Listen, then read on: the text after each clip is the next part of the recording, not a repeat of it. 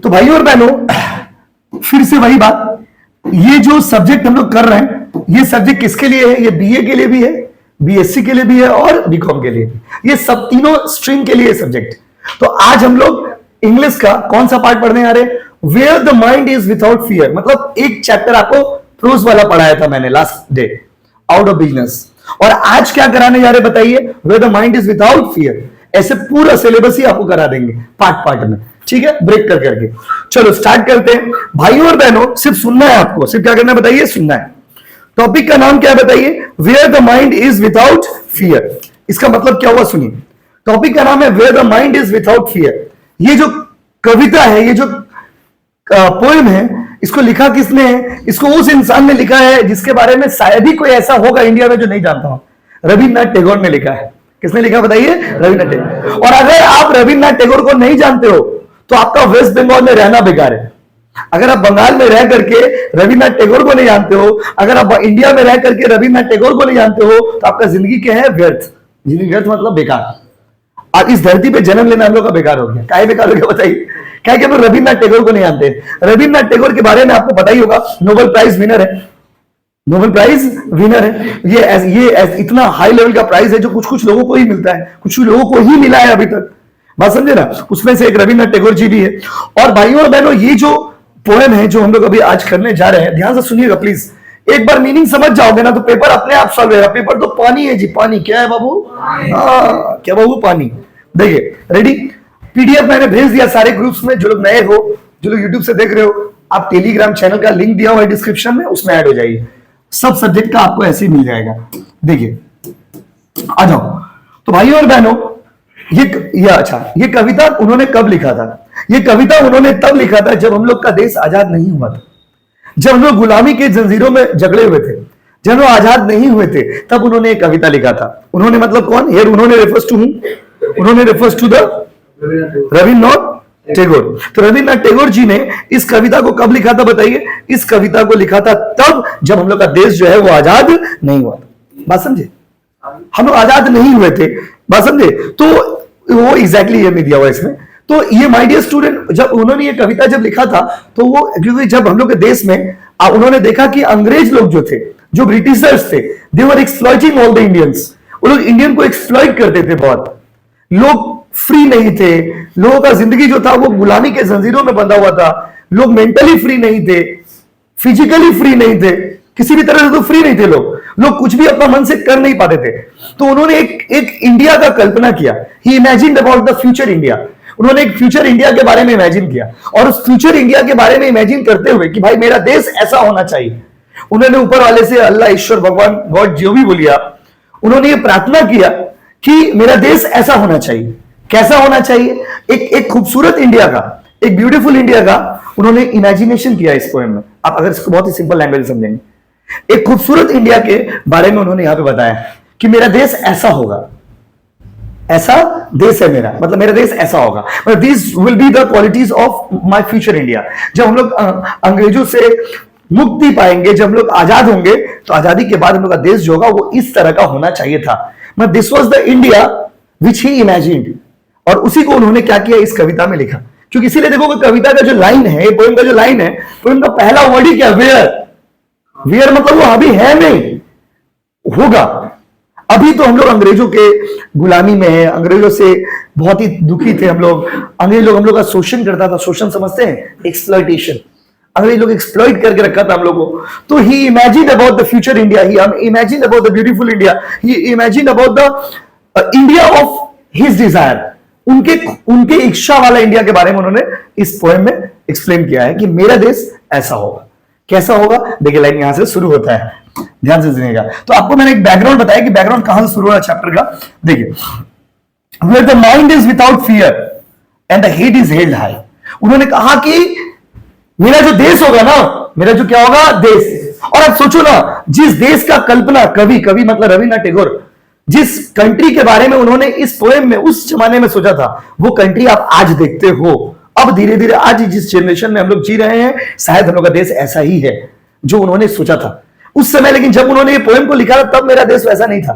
तब हम लोग, मेरा बोलना गलत होगा, तब हम लोग का देश वैसा नहीं था। आज लेकिन आपको जब ये पोएम आप पढ़ोगे तो बोलेगा हाँ एक्चुअली आज जो जिंदगी हम लोग जी रहे हैं वो जिंदगी का कल्पना रविन्द्रनाथ टैगोर उस जमाने में किए थे कि मेरा देश कभी ऐसा होगा, और आज हम लोग का देश ऐसा है। कैसा है? Where the mind is without fear and the head is held high। इसका मतलब उन्होंने कहा था कि हम लोग एक ऐसा देश में रह रहे होंगे, मेरा देश ऐसा होगा, क्योंकि उस समय लोग डरे हुए रहते थे, खुल के जी नहीं पाते थे, खुल के शादी भी नहीं कर पाता था आदमी लोग, मतलब कुछ भी करता था तो भाई उसको डर लगा रहता था, अंग्रेज आ जाएगा, अंग्रेज आ जाएगा, अंग्रेज आ जाएगा, एक डर लगा रहता था। ब्रिटिशर्स वो लोग बहुत एक्सप्लॉइट किया था, बहुत अत्याचार किया, फिर भी हम लोग का दरिया दिल है, दरिया दिल समझते हैं, हम लोग का बड़ा दिल है, हम लोग का अच्छा दिल है, हम लोग का फिर भी रिस्पेक्ट करते हैं। यही तो इंडियंस लोग का खूबी है, इंडियन लोग का अंदर खूबसूरती यही है। We believe in forget and forward, मतलब हम लोग भूल करके आगे बढ़ने में बिलीव करते। तो वो लोग हम लोग साथ टॉर्चर किया, अत्याचार किया, गाली गलौज किया, मारा पीटा, फिर भी हम लोग रिस्पेक्ट करते हैं। इतना अच्छा है हम लोग। सोचिए हम लोग अपना बात कर रहे हैं सिर्फ इंडियंस।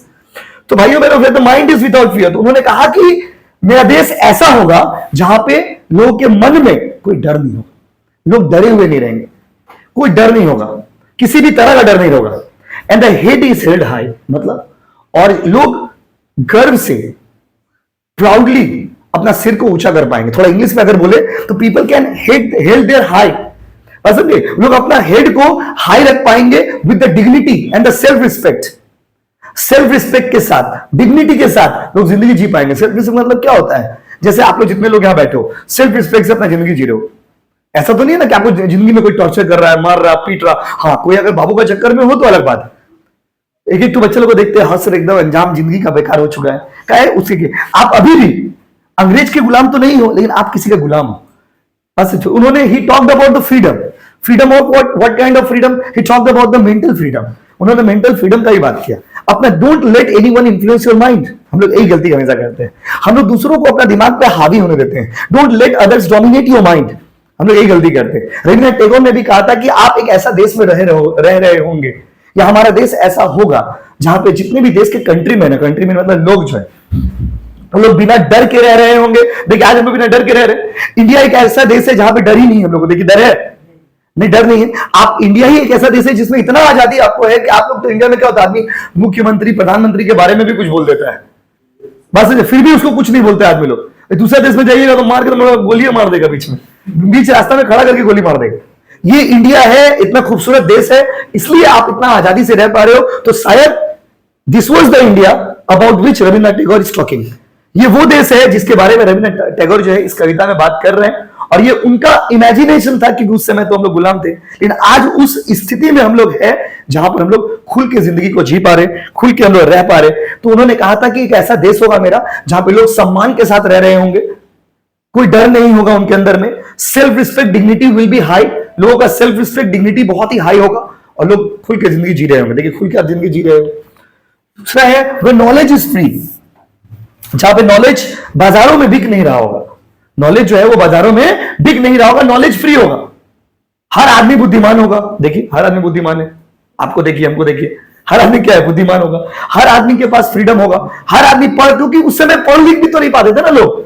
उस समय क्या था, सिलेक्टेड लोग ही पढ़ लिख पाते थे। अंग्रेजों के शासनकाल में जब अंग्रेज लोग यहाँ इंडिया में था, उस समय कुछ गिने चुने लोग थे जो लोग ही आपका समझिए तो पढ़ा लिखा कर पाते थे। इसीलिए देखो कि पुराना जमाना का कुछ सिलेक्टेड लोग ही पढ़े लिखे। जो लोग अंग्रेजों के गुलाम जब हम लोग थे तो कुछ गिना चुना जो फैमिलीज थे, इंडिया के जो रिच फैमिलीज थे, उन लोगों के घर के बच्चे ही पढ़े लिखे होते थे। बाकी जो लोग थे वो इधर उधर भटकते रहते थे, उन लोगों को पढ़ने का आजादी ही नहीं था। तो बोला कि ऐसा नहीं होगा, हमारे देश में एजुकेशन फ्री रहेगा और हर आदमी जो है देश का पढ़ा लिखा होगा। हर आदमी जो देश का है वो एजुकेटेड होगा। हर आदमी जो देश का है वो शिक्षित होगा। देखिए शिक्षित है, आप अपने आप को देखिए, हमको देखिए, हम लोग सब क्या है, शिक्षित है। जितने भी लोग ये कविता को सुन रहे हो सब लोग क्या हो, शिक्षित हो। Where the world has not been broken up into fragments, बोला जहां पे पूरा दुनिया, इंडिया का बात करते करते पूरा दुनिया का भी बात कर दी। उन्होंने कहा जहां पे देखिए इतना जबरदस्त पॉजिटिव माइंड वाला आदमी, बोले कि the world has not been broken up into fragments, बोले जहां पे दुनिया टुकड़ों में बटा हुआ नहीं होगा, लोग डिवाइडेड नहीं होंगे। पूरा दुनिया मतलब ही टॉक, अगर सिंपल इसको थोड़ा कॉमर्स के हिसाब से आपको समझाए, ही टॉक्ड अबाउट ग्लोबलाइजेशन। उन्होंने ग्लोबलाइजेशन का बात किया कि पूरा दुनिया जो है एक बाजार बन के रहेगा, पूरा दुनिया के लोग जो है एक दूसरे से इंटरेक्ट करते रहेंगे। देखिए अभी तो ऐसे ही है ना, पूरा दुनिया के लोग, हम लोग दूसरा देश में आते हैं, दूसरा देश का आदमी हम लोग का देश में आता है, और फॉरेन रिलेशंस भी तो कितने अच्छे हैं।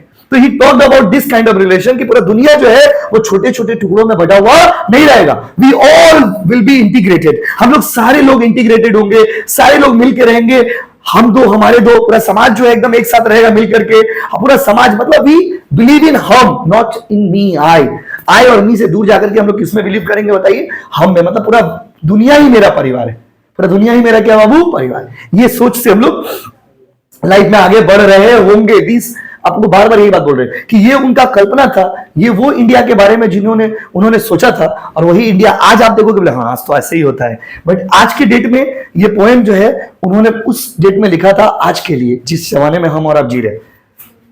बाय नैरो डोमेस्टिक वॉल्स, बोला है कि नैरो डोमेस्टिक वॉल मतलब क्या हो गया बोलिए बताइए? We all are divided by caste, creed, religion, gender, यही तो नैरो डोमेस्टिक वॉल्स है। क्यों अलग है? कोई बोलता है हम बिहारी है, कोई बोलता है हम बंगाली है, कोई बोलता है हम गुजराती है, कोई बोलता है हम मराठी है। यही तो प्रॉब्लम है, यही बात उन्होंने मना किया था। बोला ऐसा क्यों बोल रहे आप? ऐसा इस देखो, अंग्रेज लोग हम लोग के ऊपर क्यों रूल किया बताइए? अंग्रेज लोग रूल नहीं कर पाता, वो तो बिजनेस करने के लिए आया था। ईस्ट इंडिया कंपनी बिजनेस करने के लिए आया था, फिर हम लोग का देश को गुलाम कैसे बना लिया। वो जब हम लोग का देश में आया तो देखा कि यहाँ का जो आदमी लोग है ना बेटा, जलन कुट्टल लोग है। कैसा है? जलन कुट्टल, मतलब एक दूसरे से जलन बहुत है, मतलब आपस में जलन है। तो आपके अंदर डिवाइड और रूल समझ रहे? तोड़ दीजिए बेटा, लोग को झगड़ा लगा दीजिए लोग, मैं समझ रहे? आप लोग झगड़ा लगा देंगे। किसी को कमजोर करने का बहुत ही सिंपल तरीका है, वो बात समझे ना? Divide and rule. Divide and क्या होगा? रूल। आपने हिस्ट्री में भी ये लाइन पढ़ा होगा, they believed in divide and rule. कुछ नहीं करना, किसी को कमजोर करना है ना तो उसको तोड़ दीजिए, दैट्स सिंपल। ब्रेक कर दिया। कास्ट में बता, तुम तो पंडित हो ना, तुम तो राजपूत हो ना, तुम तो साव हो ना, तुम तो ये हो ना, तुम तो वो हो ना। यही सोच के कारण हम लोग इसको, उन्होंने क्या वर्ड से रेफर किया बताइए? He said this narrow domestic walls.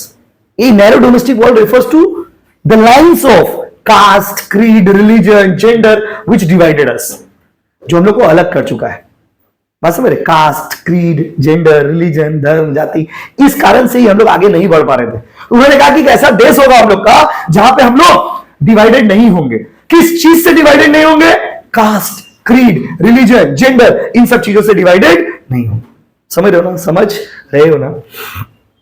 Where words come out from the depth of the truth, जहां पे सारे लोग सच बोलने वाले लोग होंगे, झूठे लोगों का कोई जगह नहीं होगा। ये थोड़ा सही नहीं लग रहा?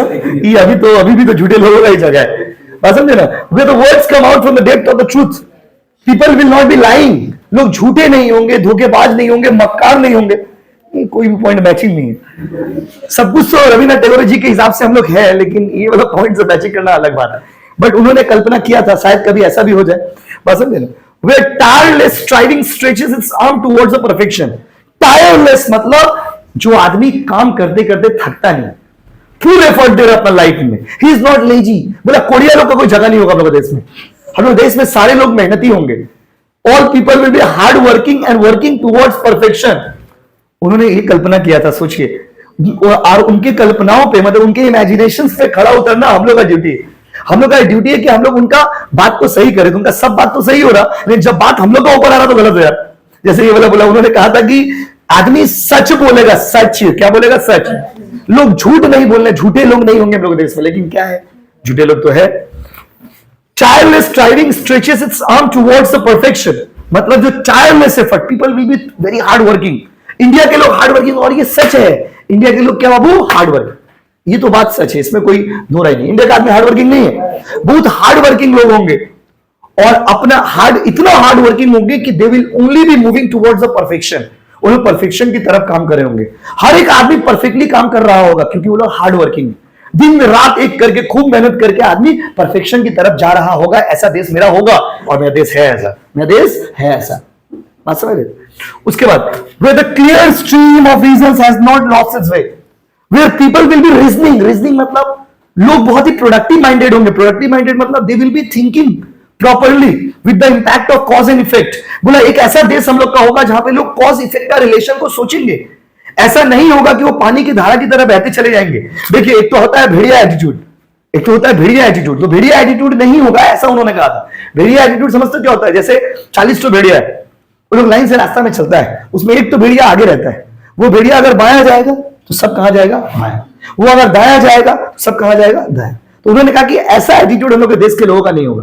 पीपल विल नॉट लॉस्ट, देखिए देखो, where the clear stream of reason has not lost its way, जहां पे रीजनिंग का जगह होगा, रीजनिंग की जगह मतलब लोग ऐसा नहीं कि कोई कुछ बोल दे रहा तो उसका बात मान ले रहे, लोग सोचने वाले होंगे, लोग सोच समझ रहे होंगे, कुछ भी होने से पहले लोग जज कर रहे होंगे, लोग कॉज इफेक्ट का रिलेशन समझ रहे होंगे। देखिए आजकल आप लोग जितने लोग यहां बैठे हो, कोई बेवकूफ नहीं, कोई बेवकूफ नहीं है, और जितने लोग वीडियो में भी देख रहे हो कोई बेवकूफ नहीं। क्यों बेवकूफ नहीं है बताइए? हर आदमी को पता है कि क्या सही है और क्या गलत है। हम कुछ भी बोल देंगे, आप मान लोगे ऐसा नहीं है, ऐसा कोई नहीं, उतना बेवकूफ उतना बाबू सोना कोई नहीं है। बात समझे? हर एक आदमी को ऊपर वाले ने इतना एबिलिटी दिया है कि उसके अंदर रीजनिंग पावर है। रीजनिंग पावर मतलब he thinks the impact positive and negative. लोग ऐसा नहीं है रैंडमली फॉलो कर लेंगे, हम कुछ भी बात बोल देंगे, मान लीजिएगा नहीं, आप तुरंत बोलेगा नहीं भैया जी आप गलत बोले। काहे? बेवकूफ कोई नहीं आज के जमाने में, ये हमेशा याद रखिएगा। वही बात उन्होंने बोला था कि एक ऐसा देश होगा जहां पे कोई बेवकूफ आदमी नहीं होगा। बेवकूफ मतलब होता है क्योंकि ऐसा नहीं होगा कि फ्लो में बह रहा होगा, हर आदमी एक बार सोचेगा यार ये सही है कि गलत है। समझ रहे? क्या जबरदस्त कल्पना है उनका। Into dreary desert sand of dead habits. Dead habits refers to the old customs. Dead habit word का मतलब यहां पे होता है ओल्ड कस्टम। उन्होंने कहा कि ऐसा नहीं होगा कि लोग पुरानी परंपराओं में जकड़े हुए रहेंगे, ऐसा नहीं होगा कि लोग पुराने परंपराओं में चले जाएंगे। उन्होंने कहा कि ऐसा नहीं होगा कि लोग जो है इंडिया में जो लोग हैं वो लोग पुराना जो ओल्ड कस्टम्स है हम लोग का देश का उसमें वो लोग चले जाएंगे। उन्होंने कहा कि लोग मतलब पुराना हैबिट्स पुराना कस्टम, जनरली हम लोग का देश में क्या होता है कि हम लोग पुराना कस्टम पुराना हैबिट्स को ज्यादा फॉलो करते हैं।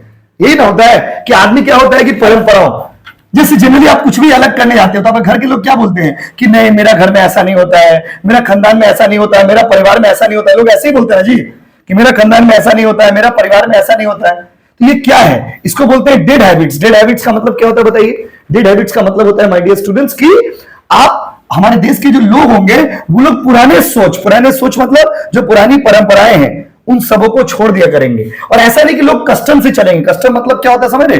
डेड हैबिट्स मतलब हो गया कस्टम।